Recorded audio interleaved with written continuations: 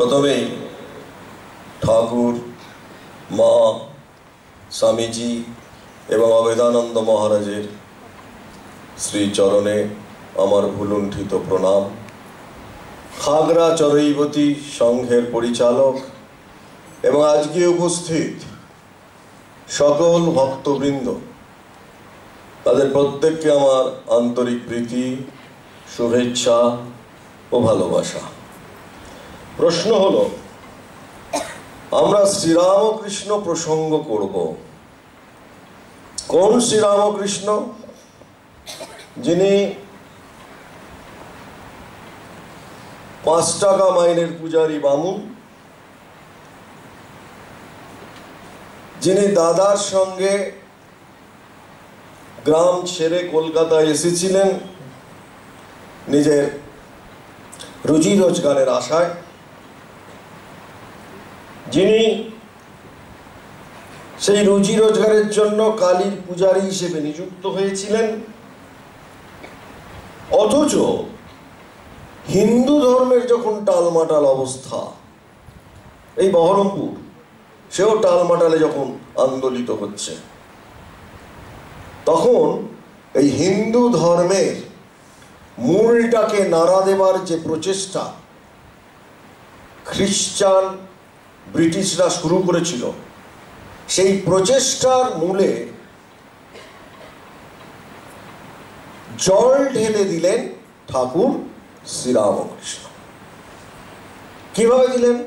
ব্রাহ্ম সমাজ, আর্য সমাজ, আপনারা যারা একটু ইতিহাস পড়েছি আমরা জানি, তারা কি করছিল? আমাদের যে আধ্যাত্মিকতা, আমাদের যে ধর্ম, সেটিকে সম্পূর্ণভাবে বিপর্যস্ত করার জন্য আমাদের ভেতরটা সম্পূর্ণরূপে পাল্টে দিচ্ছিল, ওপরটা ভারতীয় থাকছিল। অর্থাৎ আমরা হচ্ছিলাম এমন একজন, শ্রীরামকৃষ্ণ এসে সেই সমস্তটা শুধু পাল্টালে না, সব থেকে বেশি আমরা যারা হিন্দু বলি তথাকথিত, তাদের প্রত্যেকের ব্রাহ্ম সমাজের কাছে সব থেকে বেশি কৃতজ্ঞ থাকা উচিত। ব্রাহ্ম সমাজ তখন যে আন্দোলন শুরু করেছিল, সেই আন্দোলনের মধ্যেও হিন্দু ধর্মের প্রতি অনাস্থা ছিল, কিন্তু কিছু বিষয়ে তারা হিন্দু ধর্মের সঙ্গে নিজেদেরকে পৌত্তলিকতা ছাড়া অন্য অনেকগুলো মানত, যার ফলে শ্রীরামকৃষ্ণের সুবিধে হয়েছিল। এখন এই ঠাকুর শ্রীরামকৃষ্ণের কাছে সবাই আসছিলেন, উনি পড়াশোনা জানেন না। কারা আসছিলেন? সাহিত্য সম্রাট বঙ্কিমচন্দ্র, আসছিলেন শশধর তর্কচূড়ামণি, আসছিলেন কেশবচন্দ্র সেন, আসছিলেন মাইকেল মধুসূদন দত্ত, আসছিলেন শিবনাথ শাস্ত্রী, আসছিলেন জজ ম্যাজিস্ট্রেট। কেন? সবাই তো প্রশ্ন উঠবে, এরা সব ঠাকুর শ্রীরামকৃষ্ণের কাছে কেন যেতেন? কেন তারা যেতেন? কারণ আমরা সবাই ঠাকুরের কাছে এসেছি। এখানে খবর হবে কেন এসেছি না, ঠাকুর কারুর ভাব নষ্ট করতেন না। এক নম্বর, যারাই আমরা দীক্ষা নিয়েছি, এটা করো না ওটা করো না, কিচ্ছু নেই আমাদের প্রত্যেকের কাছে।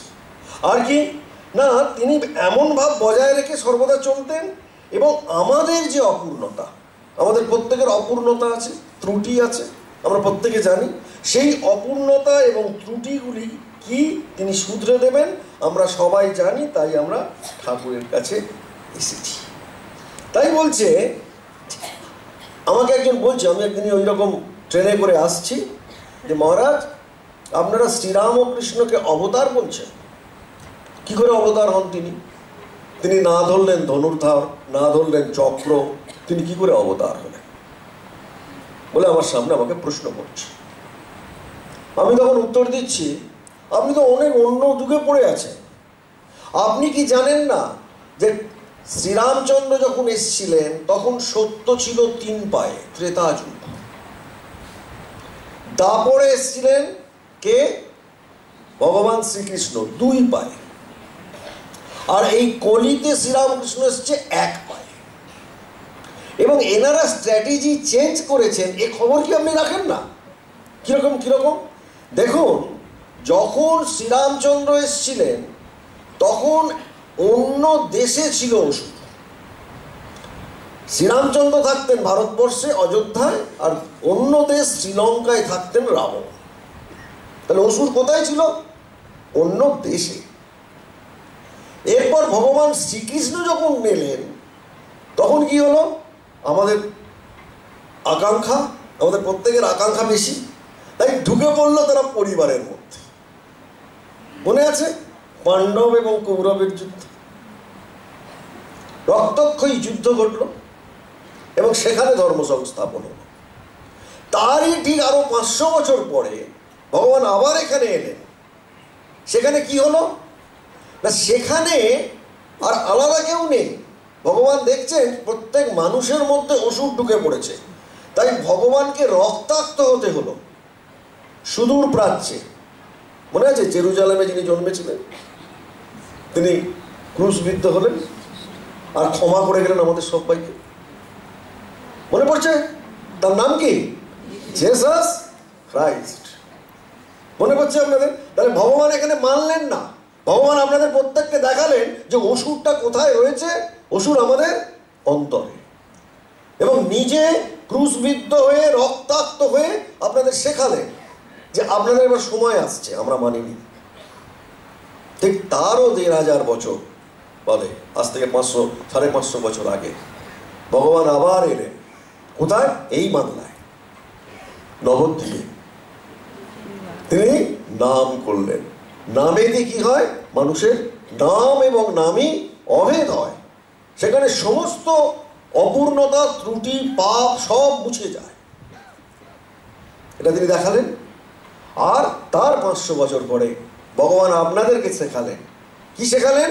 স্ত্রী গ্রহণ করা যায়, কিন্তু কামগন্ধহীন অপূর্ব সম্পর্ক, শারীরিক সম্পর্ক ছাড়া স্ত্রীর সঙ্গে 6 মাস এক বিছানায় শয়ন করেও স্বামী স্ত্রী উদ্ভিন্ন যৌবনা সম্পন্ন হয়েও তারা পরস্পরকে এক অভূতপূর্ব সম্মানে ভূষিত করতে পারে।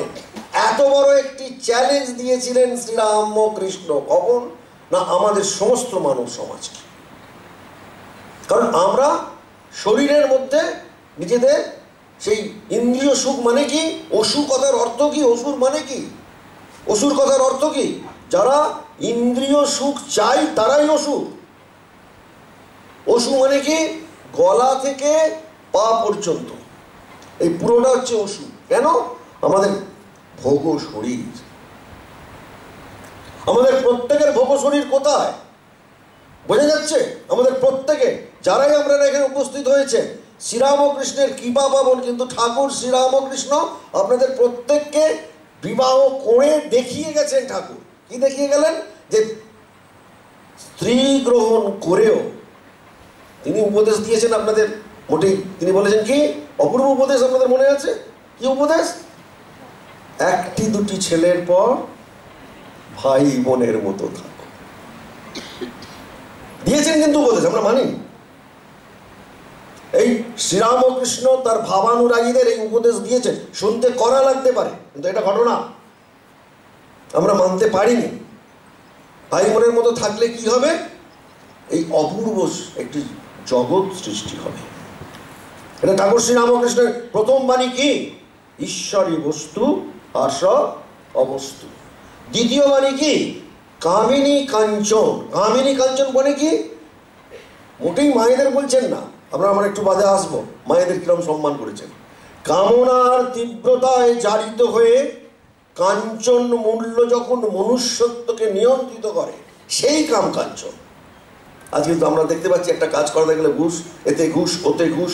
কামনার তীব্রতায় জারিত হয়ে কাঞ্চন মূল্য মনুষ্যত্বকে যখন পদদলিত করছে, সেই কাম ও কাঞ্চন ত্যাগের কথা বলেছেন আমাদের ঠাকুর শ্রীরামকৃষ্ণ। আর কিছু বলেননি। কামনার তীব্রতায় যেন আমরা জারিত না হই, কাঞ্চন মূল্য যেন আমার মনুষ্যত্বকে নিষ্পিষ্ট না করে। আর এই কথাগুলো শুনতে ইচ্ছে হচ্ছে না বলে আমি যেন আমার সিট থেকে উঠে পালিয়ে না যাই। ঠাকুর শ্রীরামকৃষ্ণ মানে কি? কাঁচা মত। ঠাকুরকে গ্রহণ করার অর্থ আমরা সবাই এখানে ঠাকুরকে ভালোবাসি। কতটা ভালোবাসি? কতটুকু ভালোবাসি? ঠাকুর, আমি যা চাইছি সেইগুলো তুমি আমায় দাও। যখনই তুমি দিচ্ছ না, তারপরে এটা তুমি কি করলে? বলে আমরা ঠাকুরের কাছে অভিযোগ জানাই। একবারও ভাবি না যে ঠাকুর তো তারই সংসার, তিনি আমায় আশ্রয় দিয়েছেন, আমার ভালোটা যখন তিনি দিয়েছেন, মন্দটাও তিনি দিয়েছেন। একবারও আমরা ভাবতে পারি না যে ঠাকুর মন্দটা দিয়েছেন আমার শিক্ষার জন্য। এই ঘটনা ভাবতে পারি না কেন? ঠাকুর শ্রীরামকৃষ্ণকে আমরা নিতে পারি না। কেন নিতে পারি না? তার প্রধান কারণটা কি? ঠাকুর যে অবতার, এই ভাবনাই আমাদের আসে না।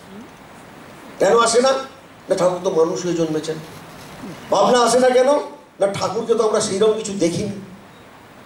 কি দেখিনি? আমি দু একটা দেখার ঘটনা বলব।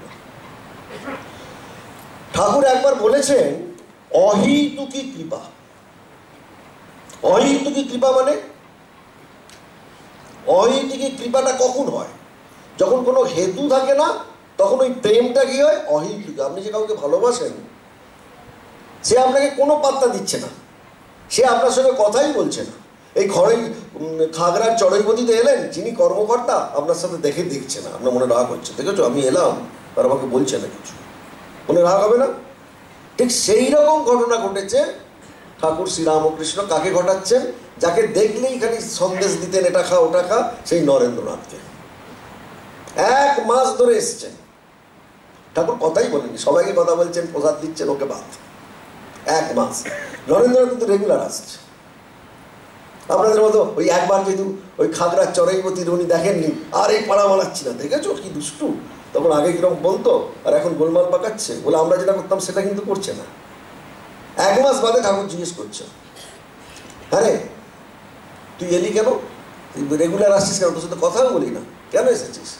আমি আপনাকে ভালোবাসি তাই। এই হচ্ছে অহেতুকী প্রেম। অহেতুকী প্রেম মানে কি? প্রেমেতে কোনো ভয় থাকবে না, এমন প্রেম। আত্ম ইন্দ্রিয় প্রীতি ইচ্ছা ধরে প্রেম নাম, কৃষ্ণ ইন্দ্রিয় প্রীতি ইচ্ছা ধরে কাম নাম, কৃষ্ণ ইন্দ্রিয় প্রীতি ইচ্ছা ধরে প্রেম নাম। কাম মানে কি? নিজের ইন্দ্রিয় সুখ। প্রেম মানে কি? ভগবানের সুখের জন্য সব ত্যাগ। আপনাদের মনে আছে কিনা ভগবান শ্রীকৃষ্ণের কথা? শ্রীকৃষ্ণের কথা বললে আমরা হিন্দুরা নিজেরাই, যেহেতু শ্রীকৃষ্ণ ভালো করে পড়িনি, ভাগবত জানি না, সব উল্টোপাল্টা বলি। একটা ছেলে একটা মেয়ের সাথে কিছু একটা গোলমাল করলে 2-4টে আমরা বলি রাসলীলা হচ্ছে, বাজে কথা বলি, কারণ রাসলীলা জানি না। রাসলীলা কি? জীবাত্মার সঙ্গে পরমাত্মার মিলন। রাসলীলা কি? একটা 7 বছরের ছেলের সঙ্গে 24 বছরের মেয়ের হার্দিক হৃদয়ের মিলন। 7 বছর, 7 ইয়ার্স। রাসলীলা যখন হয়েছিল কৃষ্ণের বয়স কত? 7, 60 নয়, কত? 7 ইয়ার্স। আমরা হিন্দুরা জানি না। 7 বছরের ছেলের সঙ্গে কখনো 24 বছরের মেয়ের কোনো শারীরিক সম্পর্ক হয় না। আমরা হিন্দুরা সেটা নিয়ে গোলমাল পাকাই, আমরা উল্টোপাল্টা বলি ভগবানের নামে। এইগুলো বলা বন্ধ করতে হবে। কেন? এরা কিরকম একটু দেখুন। অহেতুকী প্রেম কাকে বলে? ভগবান শ্রীকৃষ্ণ বৃন্দাবন থেকে তো সেই 7-8 বছরই চলে গেছেন, আর ফেরেননি। মথুরা থেকে চলে গেছেন জরাসন্ধের ভয়ে, চলে গেছেন কোথায়? দ্বারকা। সেখানে বিরাট সম্রাট হয়েছেন, মথুরা দ্বারকার সম্রাট ভগবান, প্রচুর তার মানুষ। ভগবান যখন সম্রাট হয়েছেন তখন তার কাছে অনেক মানুষ। দেখবেন যখনই আমরা খুব বড় হয়ে যাই তখন আমাদের প্রচুর মানুষ হয়, প্রচুর দেখুন সামনে আসে মানুষ, একটু এই করছি ওই করছি, সবাই কাছে আসে বড় হয়ে গেলে। তেমনি ওর কাছেও সবাই ঘুরছে, এই সেবা করছে, ওই এই করছে, ওই করছে, কত কি করছে। উদ্ধব খুব সেবা করছে, এত সেবা করছে। সেবা করলে কি হয়? সেবাধিকার যারা করে তারা বলছে আমার তাহলে অধিকার বেশি। দেখুন গর্ব হয়, আমি গর্বের প্রসঙ্গে আসবো। খুব গর্ব হয় আমাদের, এত গর্ব হয় যে ভাবা যায় না। হ্যাঁ, আমি যা বলবো, গর্ব হয়েছিল কার মনে আছে আপনাদের? হৃদয় শ্রীরামকৃষ্ণ থেকে বিচ্ছিন্ন হয়ে গেল, গর্ব হলেই গেল। এই উদ্ধবকে খুব ভালোবাসেন ভগবান শ্রীকৃষ্ণ। দেখছে উদ্ধব সেবা করে বলে বেশ গর্ব হয়েছে যে আমি সব থেকে বেশি ভালোবাসি, আমার থেকে আর কেউ বেশি ভালোবাসে না, যেহেতু আমি শ্রীকৃষ্ণের পাশে থাকি। একদিন ভগবান, খুব সুন্দর ঘটনাগুলো, এত অপূর্ব আমাদের ভাগবতে রয়েছে। উদ্ধব প্রচন্ড মাথা ব্যথা করছে, কে বলছেন? শ্রীকৃষ্ণ। উদ্ধব ব্যবস্থা হচ্ছে, কোথায় মাথা ব্যথা টিপে দিচ্ছে, তারপর সেই কবিরাজি ওষুধ লাগাচ্ছে, কিছু হচ্ছে না। উদ্ধব অনেক সুন্দর সুন্দর বড় বড় বড় কবিরাজ, চিকিৎসক, রাজকবিরাজ, বৈদ্য সব ভাড়া করে নিয়ে এলো। দেখো দেখো, আর উদ্ধব কিছুতেই যাচ্ছে না। কি যাচ্ছে না? আমার মাথায় খুব যন্ত্রণা হচ্ছে, কিছুতেই যাচ্ছে না। মাথার যন্ত্রণাতে আমি ছটফট করছি, ওগো কিছুতেই যাচ্ছে না, কি করি? উদ্ধব বলছে, কি হলো? এত আনলে কিছু হলো না? উদ্ধব তুমি এক কাজ করো, এ যাবে না, কারণ আমি তো কৃষ্ণ, আর মর্তে তো আমার প্রচুর ভক্ত আছে। তুমি এক কাজ করো, মর্তে যাও, বৈষ্ণব প্রচুর আছে, প্রচুর বৈষ্ণব, বিষ্ণু ভক্তের তো শেষ নেই। হ্যাঁ, তুমি কোনো এক বৈষ্ণবের পায়ের ধুলো, পদরজ নিয়ে এসো, বুঝলে বাবা? পদরজ নিয়ে এসো। আমি তাহলে কি করব না, আমার তাহলে সেরে যাবে। ওই পদরজ দিলেই আমার মাথা শেষ হয়ে যাবে। সঙ্গে সঙ্গে আর কি, এত ভক্ত আছে, পদরজ আনা আর কি। একজন খুব পুজো করছেন, বড় বিরাট বিষ্ণু মন্দির, বিষ্ণু চেয়ে আছে। হ্যাঁ, সে গিয়ে তাকে জিজ্ঞেস করছে, ওগো পদরজ দেবে? পদরজ? সে কি বলছো, কিসের পদরজ? না, আমি মথুরা থেকে এলাম, ভগবান কৃষ্ণের মাথা খুব যন্ত্রণা আছে, আপনার পদরজ লাগবে। ভাগলো, পাগল হয়েছ? এই মারে তো সেই মারে, বিষ্ণু আমার ইষ্ট, আর আমি তাকে পদরজ দেবো? মারতে এসছে। একজন সারাক্ষণ গায়েতে জড়িয়ে রেখেছে হরে কৃষ্ণ হরে কৃষ্ণ। একটু আগে কৃষ্ণ নাম হচ্ছিল না, কি সুন্দর! কৃষ্ণ নামে আমরা খুব সহজেই উঠে যাই। হরে কৃষ্ণ কৃষ্ণ কৃষ্ণ হরে হরে, হরে নাম হরের নাম, নাম নাম হরে হরে। যখন হরে হরে হচ্ছে, তখন কি হচ্ছে না, সবাই আমরা খুব উঠে যাচ্ছি। তখন ওকে গিয়ে ধরেছে, সে অত করছে, বাবা দাঁড়াও দাঁড়াও দাঁড়াও। কি বাবা? আমি কৃষ্ণের কাছ থেকে, খুব ভালো ভালো। কৃষ্ণ বলছে, কৃষ্ণের একটু আপনার পায়ের ধুলো রাখবে। কৃষ্ণের মাথা ধরেছে। হ্যাঁ, আমার পায়ের ধুলো কেন, কি হবে না, কৃষ্ণের মাথায় দেবো? পাগল বলে এই একটা সেই ছুঁড়ে, সেই নামাবলি ছুরি ওকে মারবে। যার কাছে যাচ্ছে, একটু পদরজ দাও না বাবা। কিছুতেই আর পদরজ পাচ্ছে না। সারা পৃথিবী ঘুরলো, এত বড় বড় সব কৃষ্ণ ভক্ত, যার কাছে সবাই মারতে এসছে। তখন ব্যর্থ হয়ে আসছে, তখন ভগবান শ্রীকৃষ্ণ চাইছে, ও উদ্ধব, মাথা তো যন্ত্রণায় ছেড়ে গেল, এনেছো তুমি পদরজ? বলছে, না পেলাম না। কি পেলে না? তুমি সব জায়গায় গিয়েছিলে? বলছে, হ্যাঁ আমি সব জায়গায় গিয়েছো। না, তুমি সব জায়গায় গেলে যাওনি, তুমি বৃন্দাবনে গেছো। বৃন্দাবন? বৃন্দাবন? হ্যাঁ, সেখানে আমার গোপিনীরা আছে, যারা আমাকে কানাই বলে। তুমি একবার যাও না, একবার গোপিনীদের কাছে যাও না গো। যাবো? বলছে, হ্যাঁ একবার চলো না, গোপিনীদের কাছে যাও, তাহলেই তুমি দেখবে। তাই গিয়েছি বৃন্দাবনে। যেই এসেছি, উত্তম তুমি কোথা থেকে আসছো?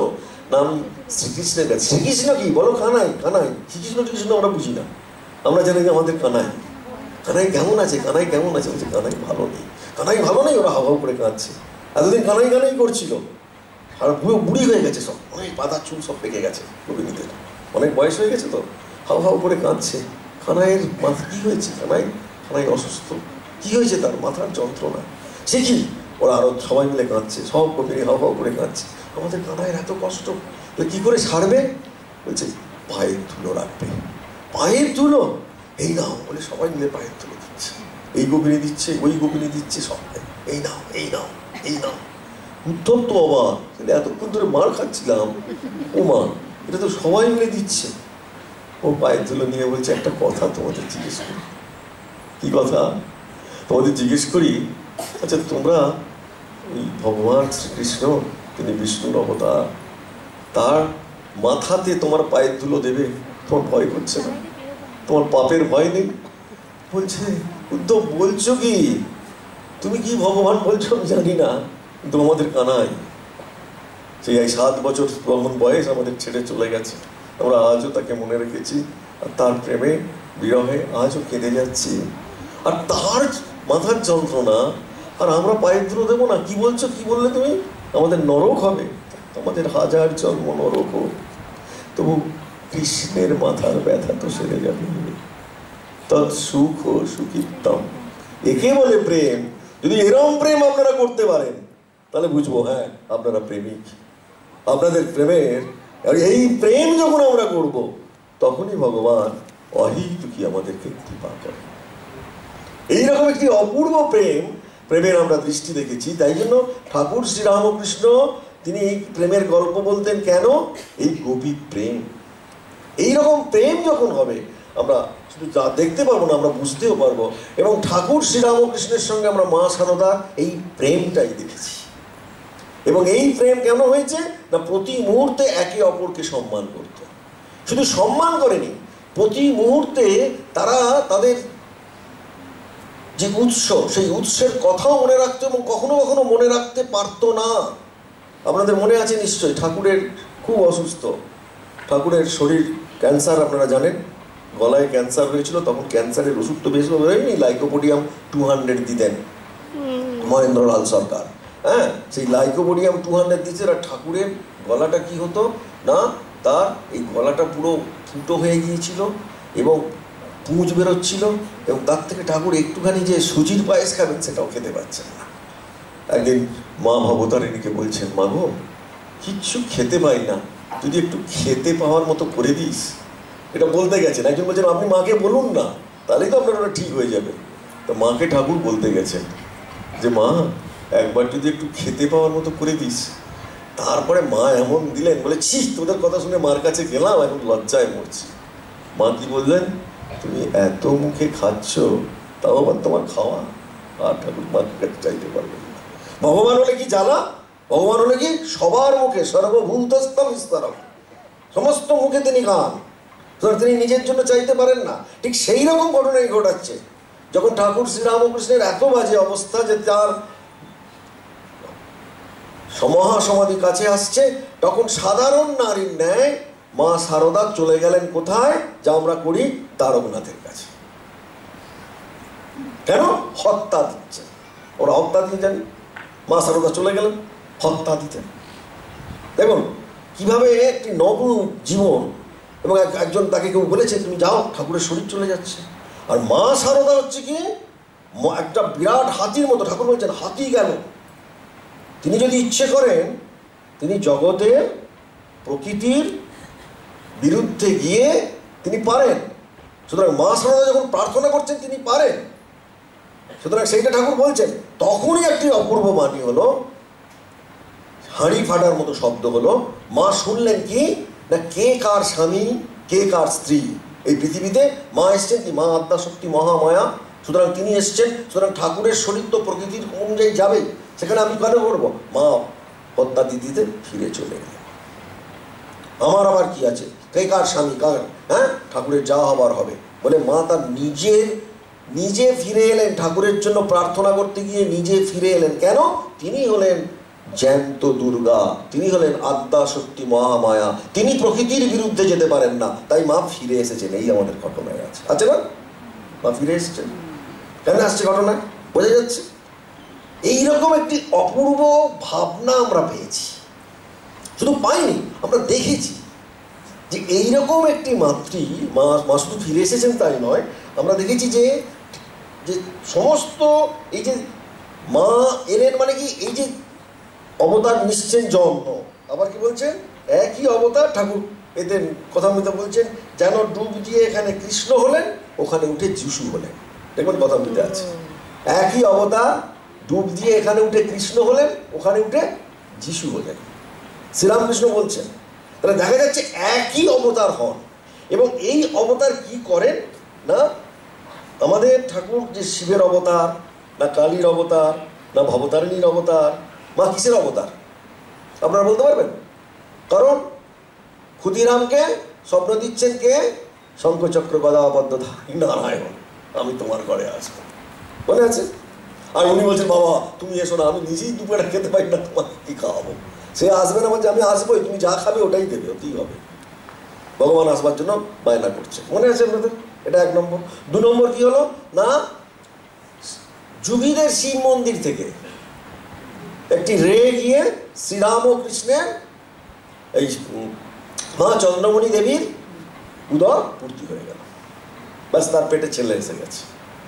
এদিকে গেল শিব, ওদিকে গেল কি হলো না বিষ্ণু।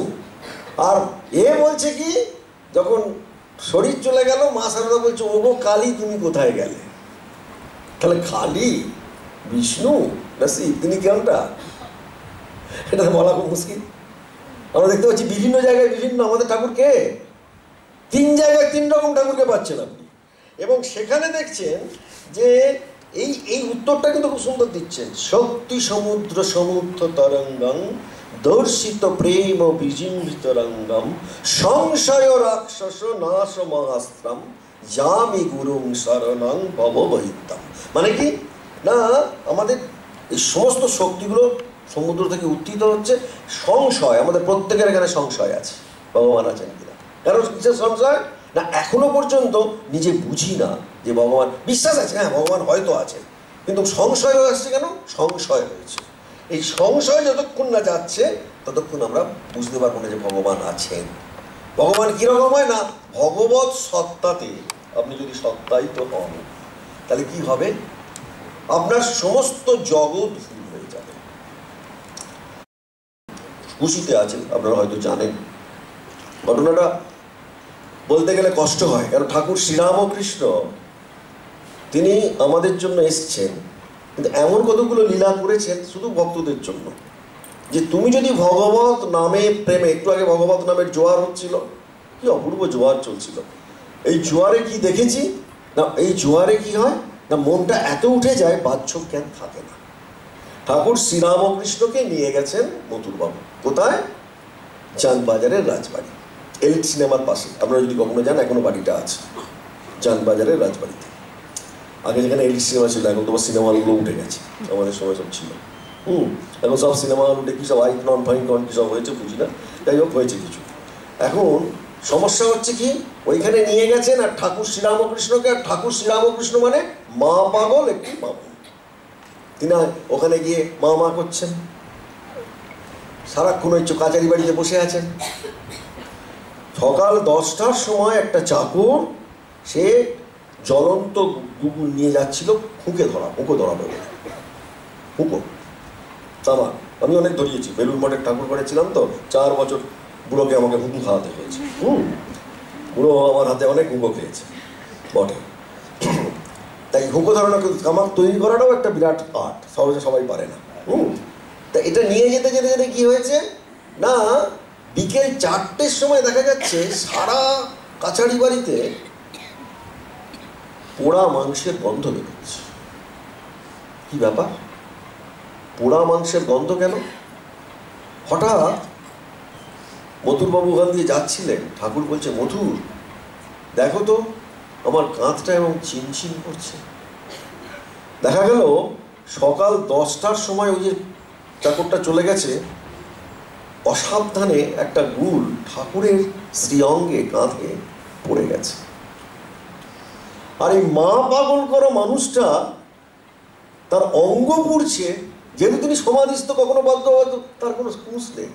বিকেল 4টের সময় 1 বিঘত যখন পুড়ে গেছে, তখন বলছে, মথুর দেখো তো আমার কাঁধটা কিরকম চিনচিন করছে। মথুর আঙুল ঢুকিয়ে ওটা তুলছে। আমি যখন এটা ভাবি যে আমাদেরকে কেবলমাত্র তুমি যদি ভগবানের নাম করে বাহ্য জ্ঞান লুপ্ত হয়, তাহলে অঙ্গ পুড়ে গেলেও তোমার সার থাকবে না। ঠাকুর এই লীলার জন্য এত করলেন, শুধু বলছেন আমাদের তুমি ভগবানের নাম করলে কি হবে, তোমার বাহ্য জ্ঞান থাকবে না। এমনই একটি ভগবান এসেছিলেন, তিনি অবতার কিনা আপনারা ভাবুন, তিনি কি জন্য এসেছিলেন? তিনি নরশরীর ধারণ করে আমাদেরকে দেখাতে এলেন, আর আমাদের যেন কখনোই আমাদের অভিমানকে চূর্ণ করতে এলেন। একটু আগে খুব সুন্দর কথা হচ্ছিল স্বপন ব্যানার্জির কথা, আর আমার মনে পড়ছিল যে শ্রীরামকৃষ্ণ জগন্নাথ দর্শনে যাননি। কেন যাননি মনে আছে আপনাদের? স্বয়ং জগন্নাথ গেলে, তাই ঠাকুর মা ঠাকুরের ফটো নিয়ে গিয়ে দেখিয়েছিলেন। আর একটা অপূর্ব কাণ্ড হয়েছিল, শ্রীম মহেন্দ্রনাথ গুপ্ত যখন গেলেন, উনি বললেন, তুমি যদি পারো জগন্নাথকে আলিঙ্গন করো। তখন আমরাও বেদবেদী টাচ করেছি, আলিঙ্গন করিনি, কিন্তু টাচ করেছি যখন আমরা ছোটবেলায় গেছি। এখন তো দেয় না, ওর কাছে যেতেই দেয় না, টাচ করেছি। তো উনি দেখছেন পান্ডারা খুব টাকার আকাঙ্ক্ষী, তা অনেক খুচরো পয়সা নিয়ে গিয়েছিলেন। এবং কিছুক্ষণ দেখছেন তাই খুচরো পয়সাগুলো মহেন্দ্রনাথ বাবু গুপ্ত উনি ফেলে দিয়েছেন, সব পান্ডায় খুচরো পয়সার দিকে চলে গেছে। তখন উনি বেদিতে উঠে জগন্নাথকে আলিঙ্গন করেছেন। এই ধরে কি করছে কি করছে বলে বললাম আছে, ততক্ষণে আলিঙ্গন হয়ে গেছে, কারণ পান্ডার আর কেউ ছিল না বাধা দেবার।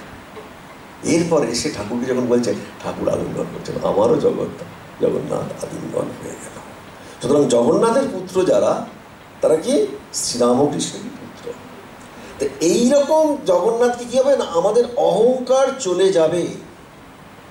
একটু পয়সা হলেই দেখবেন আমাদের অহংকার হয়, একটু পয়সা হলে দেখবেন, পয়সা হলে অন্যকে আর চিনতে পারি না, আত্মীয় স্বজন চিনতে পারি না, এমনকি নিজের ভাই বোনকেও চিনতে পারি না। আরে আমার বেশি পয়সা না, আর কত পয়সা। এবং পয়সা হলেই আমাদের মনের মধ্যে অহংকার হয়। সুরেন মিত্তির তার বেশ পয়সা, এবং সে যখন প্রথম 800 টাকা তখন মাইনে, মানে এখন হয়তো 80,000 টাকা কি 8 লাখ টাকা আমি জানি না, যাই হোক ওরকম কিছু পাবে, 8 লাখ টাকাই হবে মনে হয় তখনকার দিনের 800 টাকা মাইনে তার। সে তখন ঠাকুরের কাছে আসেনি। বারবার তার বন্ধু রামদত্ত বলছে যে তুমি একটা কাজ করো না। কি কাজ? না তুমি একবার চলো, একটা খুব সুন্দর সাধু রয়েছে। আমরা দেখবেন সাধু শুনে একদম সাধু সাধু সব জানি, সব ভণ্ড। দেখবেন আমাদের মনের মধ্যে এটা আছে, সব জানি, আমার জানা আছে, সব ভণ্ড। সাধু কি করে তার জীবনটা শুনলে আপনাদের অবস্থা টাইট হয়ে যাবে। এবং সেই সাধু আমাদের রামকৃষ্ণ মিশনে বেশি আছে, বাইরেও আছে। সাধু ভণ্ড নয়। সাধুর যদি পুরো জীবনটা আপনারা শোনেন, রুটিনটা আপনাদের কিন্তু হাত ধরে যাবে। সেটা নিয়ে আমি নতুন করে কিছু বলছি না, সাধু ভণ্ড নয়।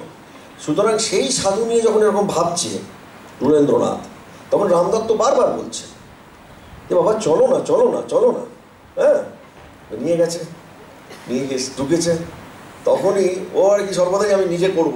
আমাদের দেখবেন একটা নিজে আমি সব করছি, ভগবান আবার কি আছে, সব আমার জন্য হয়েছে, আমি কষ্ট করেছি, আমি ফল পেয়েছি। এরকম প্রচুর মানুষ আছে, প্রচুর মানুষ। আমি কষ্ট করেছি, আমি করলাম, আমার জন্য হয়েছে, ভগবান আবার কি। তখন ঠাকুর ওইখানে যখন ঢুকছে, তখনই ঠাকুর বলছেন আমরা সবাই বানর ছানা হতে চাই। বানর ছানা কি করে? সে নিজেই ধরে রাখে তার মাকে। হ্যাঁ, এখন মা কখনো হাতটা দিলে তো পড়ে যাবে, সেদিকে খেয়াল নেই। কেন আমরা বেড়াল ছানা হতে চাই না? বেড়াল ছানা কি করে? বেড়ালের মা কিন্তু ওর টুটিটা ধরে, হাতটা ধরে রাখে, কখনোই পড়ে না। যেই শুনছে শুনে যে আমাকে বলছে নাকি, আমাকেই বলছে মনে হয়। ওরে বাবা, এই লোক তো সাংঘাতিক লোক। হ্যাঁ, বলেই তখন বলে একে আমি কানমলা দিয়ে এসেছিলাম, ও বাবা, তো সব জানে। এরপরে কি হলো? টাকার গরম। টাকার গরমটা আপনারা ওনাকে জানেন।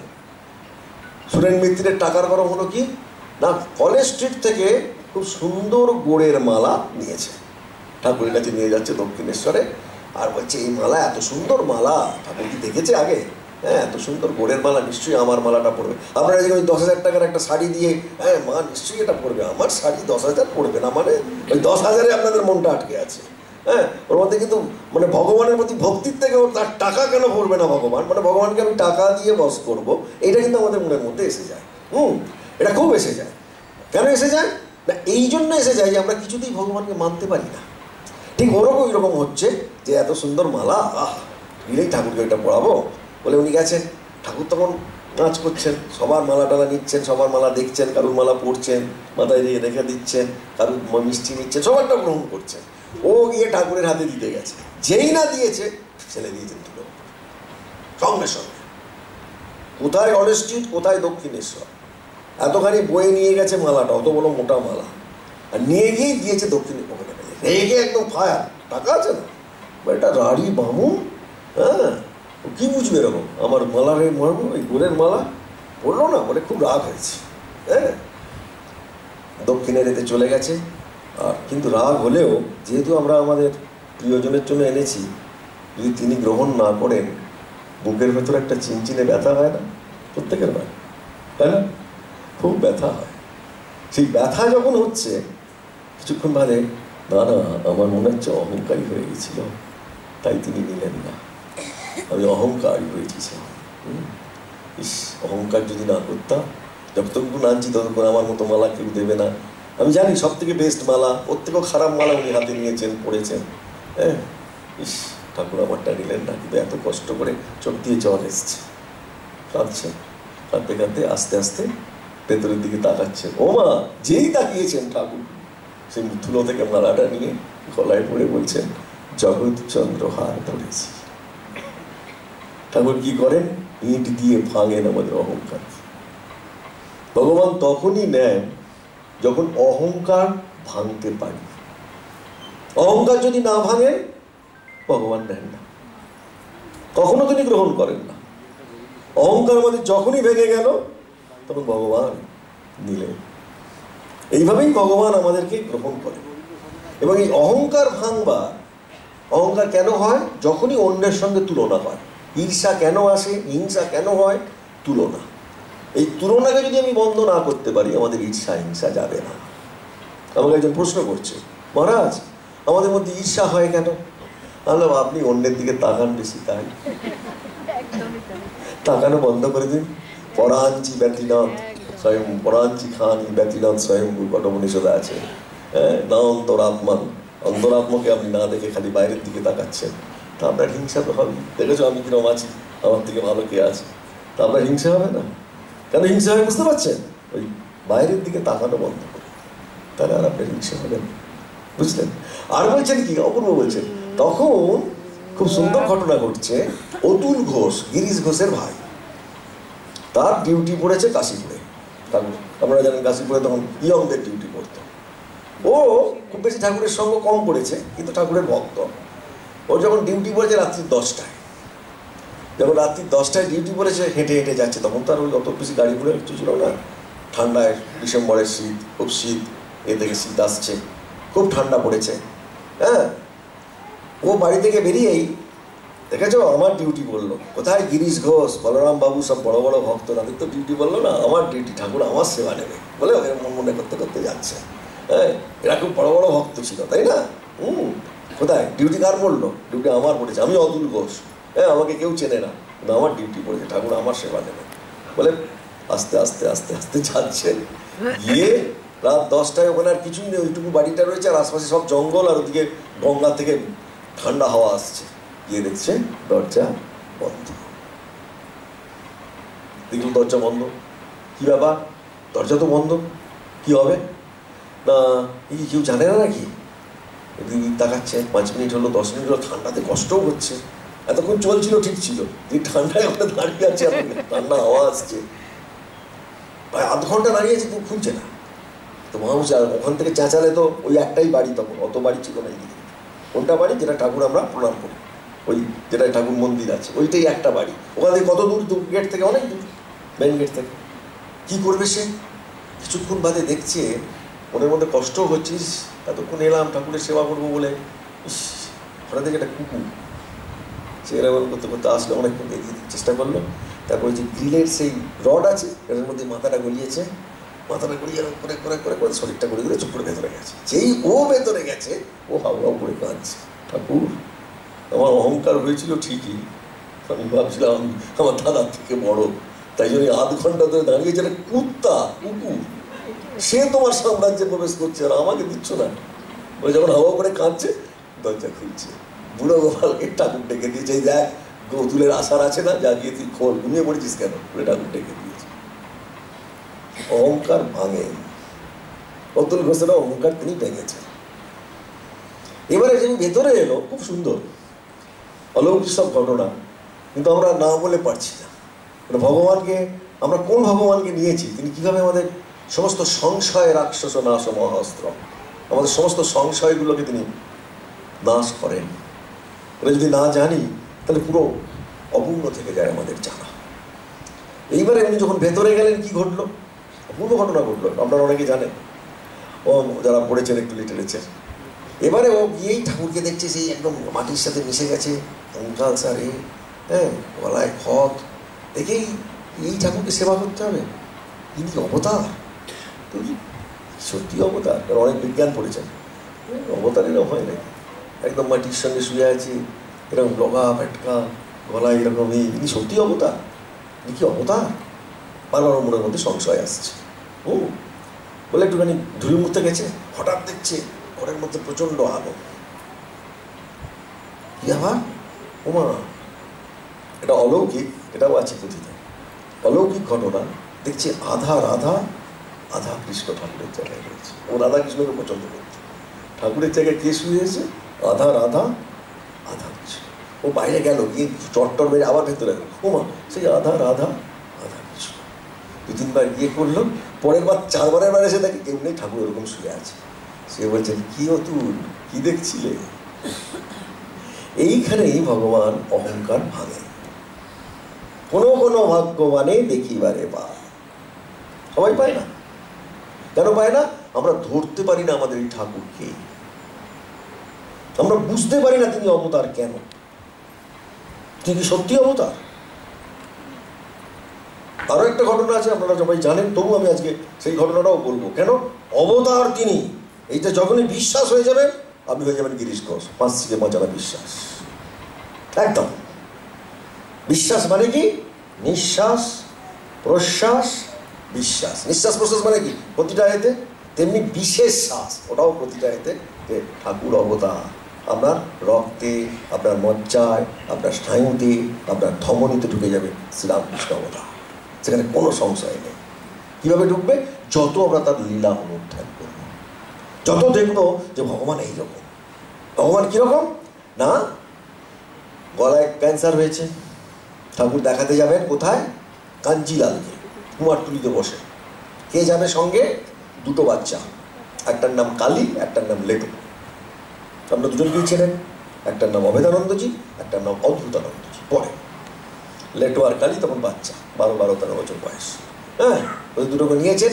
আর দেখাতে নিয়ে যাবেন কে না, কলকাতার ভক্ত, ওই চণ্ডীর শোকে আকুল হয়েছিল গোলাপ মা, শোকাতুরা ব্রাহ্মণ, তিনি আসবেন, তিনি নিয়ে যাচ্ছেন, ঠাকুর যাচ্ছেন সঙ্গে করে। তখনকার দিনের নৌকো, মেশিন টেশিন কিচ্ছু নেই। আপনারা তো এখন রাজার আলে আছে। ভগবান আর বাড়িতে কী কষ্ট হয়েছে আমরা নিজেরাই খবর রাখবো না। 2.5 ঘন্টা যেতে, দক্ষিণেশ্বর থেকে 2.5 ঘন্টা আসতে, ছাইও নেই রোদেতে। 2.5 ঘন্টা ধরে গেছেন উজানে, অনেক সময় লেগেছে। ডাক্তার দেখিয়েছেন, ডাক্তার দেখিয়ে ফিরছেন ঠাকুর শ্রীরামকৃষ্ণ। সঙ্গে কে? গোলাপ মা, লেটো আর কালী, 3 জন। এই 3 জন রয়েছে, লেটো, কালী আর গোলাপ মা। এবারে কিছুক্ষণ বাদেই বাগবাজার বেরোনোর পরেই ঠাকুরের শুরু হয়ে গেছে। ও কালী, বড্ড খিদে পেয়েছে। অতি তো সেই সকাল 7টায় বেরিয়েছে, এখন 1টা না 2টো বাজে। হ্যাঁ, ও কালী বড্ড খিদে পেয়েছে, বারবার বলছে। গোলাপ মা তো খুব লজ্জা পড়ে গেছে, কেন সেই ডাক্তারকে ফি দিয়ে বয়ে দিয়ে ওর কাছে মাত্র 4টে পয়সা আছে। তখনকার দিনে মায়েরা রাখতো, আমার মাও রেখেছে, ওই আঁচলে বেঁধে চাবিটা থাকতো, তার সঙ্গে পয়সা থাকতো। মা ওখান থেকে দিত 5 পয়সা, 2 পয়সা, 1 পয়সা। তখন খুব ভ্যালু ছিল 1 পয়সা। আমরা অনেক পেয়েছি 1 পয়সা, 2 পয়সা। এখন তো এরা দেখেই নি, বাচ্চাগুলো জানেই না। তা 4 পয়সা আছে, আর ও কী করবে বুঝতে পারছে না। কালী হচ্ছে খুব স্মার্ট। কালীকে বললো, কালী কি করা যায় বলতো? ও আমার ঠাকুর তখন, ও কালী, ও বলা বড্ড খিদে পেয়েছে। বারবার বলছে বড্ড খিদে পেয়েছে। আর এদেরও খিদে পেয়েছে, ওরাও তো সকাল থেকে কিছু খায়নি, ওই রোদে যাচ্ছে আর রোদে ফিরছে দেবো, সে আর 6 ঘন্টা না 5 ঘন্টা, বড্ড খিদে। কালী বললেন, ঠিক আছে, একটা কাজ করলে হয়, নৌকাটাকে দাঁড় করাও। কোথায় না? কাশীপুরে। দক্ষিণেশ্বর তো দেরি আছে, কাশীপুরে যে আছে রতনবাবুর ঘাট, ওখানে দাঁড় করো। তখন রতনবাবুর ঘাট ছিল না, একটি ঘাট ছিল, ওই ঘাটে দাঁড় করাও, আমি দেখছি। বলে ঘাট থেকে নেমেছেন, নেমেই বড়ানগর বাজার, এদিকে সব বন্ধ, কিচ্ছু নেই। ও ছুটছে, এদিকে নেই, ওদিকে নেই, কোথাও নেই, কিচ্ছু নেই। তখন উনি কী করলেন, একটা দোকান খুলে আছে। তখন লাল রসমন্ডি আপনারা দেখেছেন, আমরা ছোটোবেলায় পেয়েছি লাল রসমন্ডি, লাল লাল ছোটো ছোটো দানাদার, ওই রসমন্ডি একটা দোকানে আছে। হ্যাঁ, কটা হয়? 1 পয়সায় 4টে, 4 পয়সায় 8খানা, এই 16টা হয়েছে। কালীর খুব আনন্দ, 16টা হয়েছে, আমরা 4 জন আছি, ঠাকুর 4টে, আমরা সবাই 4টে করে পাবো। কালী চারা এটা নিয়ে আসছে, আর ও তো চেঁচিয়ে যাচ্ছেন ঠাকুর পালকের মতো। ও গোলাপ, বড্ড খিদে পেয়েছে গো। বলে আসছে, আপনি একটু দাঁড়ান। আর রোদ চচ্চর করছে, আর ঠাকুর খিদের জন্য চেঁচাচ্ছেন। ভগবান যিনি ব্রহ্মাণ্ডের কর্তা, তিনি খাওয়ার জন্য চেঁচাচ্ছেন। ও গোলাপ, বড্ড খিদে পেয়েছে গো, বড্ড খিদে পেয়েছে, বাবা চেঁচাচ্ছেন। এত সুন্দর চেঁচাচ্ছেন, সে ভাবা যায় না। তখন উনি বলছেন, কি বাবা, এই আবার কী হচ্ছে? কিছুক্ষণ বাদে যে এসছে, তখন গোলাপ মার সঙ্গে কিন্তু ঠাকুর এক জায়গায় এক স্থানেই বুঝে। উনি তিলক সহ্য করতে পারতেন না তা না, তিলকের সঙ্গে কিন্তু এক জায়গায় ওই বইটি একই সঙ্গে তিনি এতে বসে রয়েছে। এবার পরে তিলকের কথাটা আমি বলবো, তিনি মায়েদের কীভাবে পছন্দ করতেন, কেন পছন্দ করতেন, কারণ এটাও আমাদের একটা জানবার বিষয় আছে। অনেক মায়েদের এই সম্পর্কে প্রশ্ন রয়েছে।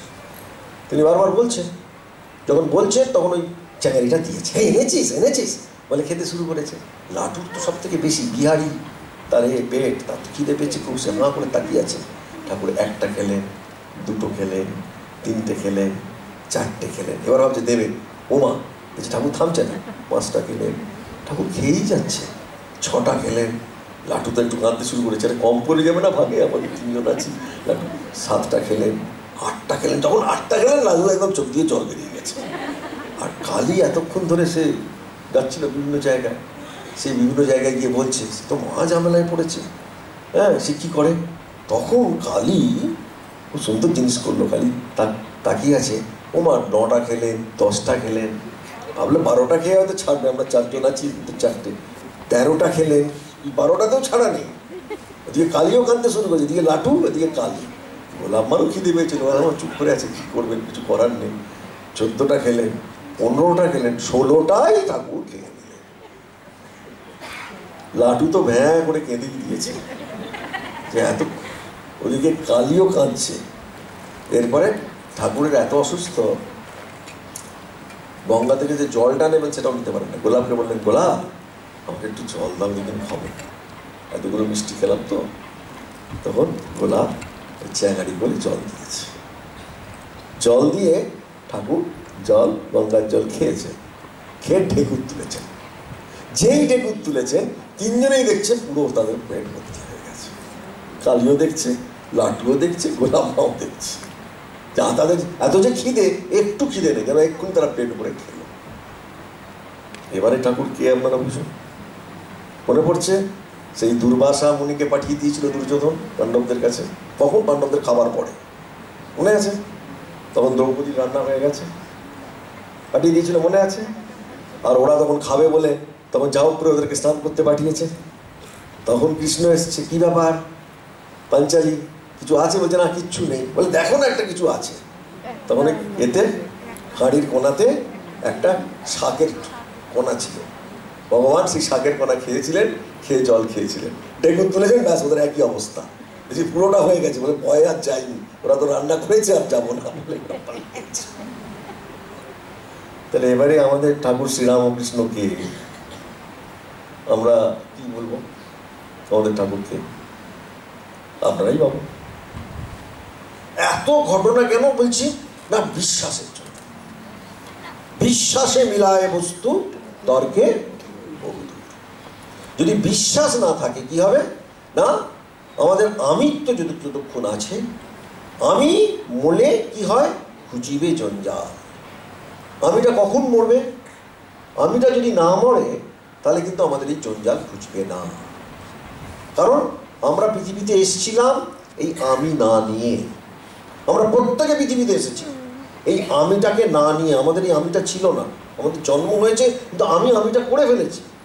যত আমাদের জন্ম থেকে আমাদের বয়স বেড়েছে, আমাদের আমিটা তৈরি হয়েছে, এবং সেই আমিতে আমরা মার খেতে খেতে ভগবানকে ভুলে গেছি। সুতরাং ভগবানকে ভুললে কি হবে?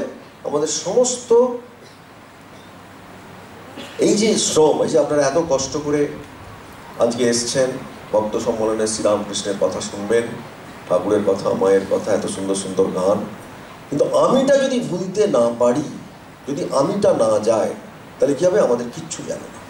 সংসারে আপনার আমির জন্য ঝগড়া, আপনার অন্যর সাথে যত গোলমাল আপনার আমির জন্য। এই আমিটাকে ভোলার একটি অপূর্ব ছোট্ট কাহিনী আছে, আর একটু মায়ের কথা বলে আমি শেষ করব। আমিটার ছোট্ট কাহিনীটা কি? অপূর্ব একটি কাহিনী, যা শুনলে আপনাদের ভালো লাগবে, এবং বহুদিন আগেকার একটি ঘটনা। এই ঘটনাটি যত আমরা বিচার করতে পারবো তত নিজেদের, এটা হাসি আসবে লাস্টে, কিন্তু হাসলে হবে না। হাসির সঙ্গে সঙ্গে আপনাকে বুঝতে হবে যে ঘটনাটা আমাদের জীবনের একটি বিরাট সিরিয়াস একটি আন্তরিক পর্যবেক্ষণ বা পর্যালোচনা। তখনকার দিনে এক বুড়ো, বৃদ্ধ এবং বৃদ্ধা প্রায় 50-60 বছর একসঙ্গে ঘর করেছেন, তারা থাকেন গ্রামে এবং একা থাকেন, সব তাদের কেউ নেই, আত্মীয় স্বজন সব বাইরে থাকে এবং প্রচুর টাকা পয়সা জমিয়েছেন। তখন তার ব্যাংক ট্যাঙ্ক ছিল না, তখন কি ছিল, ওই সিন্দুক ছিল শোবার ঘরে, আর সেখানে সোনা করে টাকাগুলো সব মোহর করে রেখে দিত। আগেকার দিনে এইসবই ছিল, ব্যাংক ট্যাঙ্ক ছিল না। তা ওরাও যেহেতু তখনকার দিনের শোবার ঘর, বৈঠকখানা, রান্নাঘর, শৌচাগার অনেক দূরে, আমরা যখন জন্মেছিলাম ওই রকম বাবা, শৌচাগার একদম পেছন দিকে বহু দূর। এখন ঘরের মধ্যে ছিল না, কখনো শৌচাগার ছিল না, ওটা মা তখন মেরেই ফেলতেন তাকে, ঠাকুমা। এখন তো কত কি আমাদের সুবিধে হয়েছে, শৌচাগার একদম সঙ্গে সঙ্গে, শোবার ঘরের সঙ্গেই শৌচাগার। তা এইসব ছিল তখন। এবার কি হচ্ছে না, ওরা প্রতিদিন ভয় পাচ্ছে, ওই আপনার টাকা থাকলে আমাদের ভয় আছে, কিরকম আপনারা গ্রিল দিয়ে ভালো করে টানেন না, কে দেখছে না দেখছে, খুব করে সুন্দর করে টানেন, হ্যাঁ, যে বাবা আমার টাকা পয়সা চুরি না হয়ে যায়, আমরা খুব টানি না, খুব টানি। তা এইরকম যখন এইরকম হচ্ছে অবস্থা, ওরা প্রতিদিন, তখন তার লাইট টাইট কিছু নেই, কুপি আছে আর হারিকেন আছে, ওই কুপি জেলে ওরা খাটের তলাটা দেখতো যদি কেউ শুয়ে আছে কিনা। ওরা যেত খেতে, খাওয়ার সময় এসে রাত্রিবেলায় খাটের তলা থেকে শুয়ে প্রতিদিন করতো। এবারে একটা ছিচকে চোর খবর পেয়েছে, ওরা কোন সময় খেতে যায় আর এই একা থাকে এরা, ও তখন এরা যখন ঘুমাচ্ছে আমি একটু চুরি করবো। ওর যখন খেতে গেছে ওরা ও এসে কি করেছে, তখন তো মাটির বাড়ি বা টালির বাড়ি, মাচা থাকতো, মাচা মানে কি, ওই যেটা তালিটা বা মাটা এটা থাকবে একটা কাঠের স্ট্রাকচার, ওর ওপরে উঠে ও বসে আছে। এরা এসছে কর্তা আর গিন্নি, এসে নিচে দেখেছে কেউ নেই, শুয়ে পড়েছে, ঘুমোচ্ছে। চোরটা আবার নামবে ভাবছে, চোরটা ওপরে আবার শুয়ে আছে। 12টা বাজে, 1টা বাজে, 1:30টা যখন নামবে ভাবছে, হঠাৎ হারে রে রে রে রে রে রে করতে করতে 50 জন ডাকাত, দরজা খোলো দরজা খোলো দরজা খোলো, বাবা খুব মুশকিল, দরজা খোলো। এবারে কর্তা জেগে গেছে, জেগে গিয়ে দেখছে গিন্নিও জেগে গেছে। গিন্নি প্রথমে জেগে দেখছে যে ওপর দিকে কে একটা যেন বসে আছে, দেখে নিয়েছে কিন্তু চুপ করে আছে, কাউ কিছু বলেনি। কর্তা জেগে গেছে, চলো কী হবে এখন? বলছে কর্তা আপনি এক কাজ করো, কি তুমি এই দরজা দিয়ে, খিড়কি দরজা দিয়ে বেরিয়ে যাও। হ্যাঁ, এতগুলো ডাকাত ধরে করছে, আমি বেরিয়ে যাবো? না 50 বছর তোমার সঙ্গে থাকলো, আর আমি ডাকাতের পারলে তোমার না, পুরুষ মানুষ সে কি যায়, সে কিছুতেই যাবে না। আর কিন্তু বলছে আমি পারবো, তুমি ব্যাপারটা বুঝো না, আমি সব ঠিক ম্যানেজ করি। কী ম্যানেজ করবে, এতগুলো ডাকাত মেরেই ফেলবে তোমাকে, সব ম্যানেজ হবে, কোনো চিন্তা নেই তোমার। সে কিছুতেই যাবে না, সে জোর করে কর্তাকে একদম খিড়কি দরজার বাইরে বার করে দিয়েছে। বলছে দরজা খোলো। দরজা তো খোলেনি, ওরা দরজা ভেঙে ঢুকেই বলছে এই সিন্ধুক কোথায়? বলছে সিন্ধুক ওখানে। চাবি কোথায়? বলছে চাবি কর্তার কাছে। বলছে কর্তা কোথায়? তখন আস্তে আস্তে কাঁদতে উপরের দিকে তাকাচ্ছে, ওপরে কে বসে আছে? চোরটা। হ্যাঁ, তখন ওই চোরটাকে, এই কর্তা ওখানে, ও তখন নামছে, বলছে আমি কর্তা নই, আমি চোর। আর ও তখন বলছে ও কর্তা, মানে বুদ্ধিমান কি ভদ্রমহিলা, বৃদ্ধা হলে কি হবে, চাবিটা দিয়ে দাও না। ও কর্তা, চাবিটা দিয়ে দাও না। আর ও বলছে আমি কর্তা, আমি তো কর্তা নই, আমি চোর। দামাতাম সে কর্তা দিচ্ছে। ও যত বলছে তোমাকে কত মারছে গো, ও কর্তা চাবিটা দিয়ে দাও না, কর্তা চাবিটা দিয়ে দাও না, তামার। ওর যত বলছে ও আমি চোর, আমি কর্তা নই, ওকে আর কে শোনে। আর এ কিন্তু বলে যাচ্ছে ওই ভদ্রমহিলা মানে গিন্নি, ও কর্তা চাবিটা দিয়ে দাও না। এমন মারছে দুজনে মিলে, দামাতাম, খুব মার চলছে। মার চলার পরে আস্তে আস্তে কতজনে মিলে মারছে তো সেখানে মরেই গেল। এবারে গিন্নির আসল নাটক শুরু হলো। নথ খুলেছে, শাঁখা খুলে পাটা ছড়িয়ে, ও গো আমার কি সর্বনাশ হলো গো, আমার কর্তাকে মেরে ফেললে গো। ডাকাতগুলো ভাবছি কি হলো রে বাবা, একে মারলাম, এ তো কাঁদছে, হ্যাঁ কিন্তু মেরেই ফেললাম, মরে গেলাম, চাবি তো দিচ্ছে না, সে বলে আমি চোর, আমি কর্তা নই। কি করবে, অনেকক্ষণ ডাকাতগুলো ঘোরাঘুরি করে পালিয়ে গেল। এবারে কি হলো, তার কিছুক্ষণ পরে খুব ভুলঝোর ঘটনা ঘটলো যে কর্তা কি দরজাতে, যে ও কর্তা তোমায় মারছে, বলে আমি এখানে জলজান তো কেউ মারছে না, আমাকে বলছে মারছে। আবার এদিকে গিন্নি আবার জিজ্ঞেস করছে কর্তা, আর কর্তা তুমি ওই যে নতুন কে কর্তা হয়েছে তাকে বলছিলে মারছে, আবার সে মরে গেছে, তুমি কর্তার সঙ্গেই থাকো। খুব খেপে গেছে কর্তা, হ্যাঁ এত খেপেছে। তখন গিন্নি বলছেন কর্তা দেখবে এসো, দেখবে এসো। কি হয়েছে, কি হয়েছে? এই দেখো না কি হাল হয়েছে কর্তা হতে গিয়ে। হ্যাঁ, দেখে আমরা যখন জন্ম নিলাম মায়ের পেট থেকে প্রত্যেকে, তখন কোনো জিনিসের কর্তৃত্ব ছিল না। আর সারা জীবন যখন আমরা চিতে উঠবো তার আগে পর্যন্ত কর্তৃত্ব করার জন্য আমাকে মানলো না, আমাকে করলো বলে বুকের মধ্যে বড্ড ব্যথা না আপনাদের অনেকের? প্রচুর ব্যথা, কারণ কর্তা হতে চেয়েছেন আর মার খাচ্ছে।